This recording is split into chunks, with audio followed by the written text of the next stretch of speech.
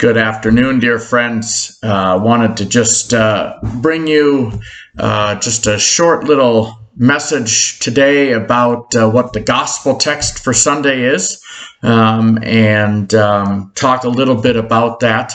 My apologies for not being live with you all week. I've just had some things come in and happen right around the time we're supposed to come together, but I'm grateful to Bill, who we saw this week, as well as the opportunity that I can give you to bring those little snippets from Our Daily Bread, which kind of gives us some things to think about, the back to school and all of that. So our gospel text for Sunday comes from Matthew chapter 18, verse 15 through 20. And the gospel lesson is the familiar one where if another member of the church sins against you, go and point out the fault when the two of you are alone. If the member listens to you, you have regained that one. But if you are not listened to, take one or two others along with you, so that every word may be confirmed by the evidence of 2 or 3 witnesses. If the members refuse to listen to them, then tell it to the church, and if the offender refuses to listen even to the church, let such a one be to you a Gentile and a tax collector. Truly I tell you, wherever you bind on earth will be bound in heaven, and whatever you loose on earth will be loosed in heaven. Again, truly I tell you, if 2 of you agree on earth about anything you ask, it will be done for you by my Father in heaven. For where 2 or 3 are gathered in my name, I am among them. See, this gospel lesson is part of Jesus' teaching about our own life together in community, how it is that we are to live and to love within the Christian community, especially when things go wrong. And because we're talking about human beings living in community, we can be fairly sure that things will go wrong. And so the focus of this is to know that when something happens, when somebody says something, we are to do as the gospel says. We are to go to them and talk to them. If that doesn't work, we bring more, and then we go to the church and so on and so forth. But the story is quite realistic when it comes to the ability of human beings to get along.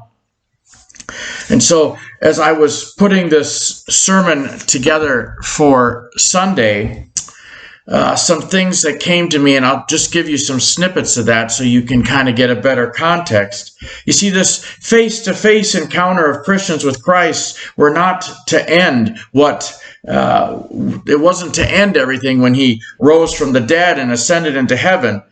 One of the gifts that Christ gives us is the gift of community, where we meet our brothers and our sisters heart to heart, where we meet them spirit to spirit, where we meet them face to face. It's a place, that way of being, where we know and we are known by the love at the center of community. So that's one thing to look at. But it is also truly a challenge for us. You see, Jesus taught, and Matthew then wrote in this 18th chapter. It's about how to deal with the fact that we fail. So when we fail, what do? What would Christ have us do when someone in this community of faith sins? So we have some steps to do, and I invite you to come and listen to that sermon or join us on Facebook as I go into some more detail about that. It is a text that we hear. It is a text in a series, but it is one that we shouldn't forget.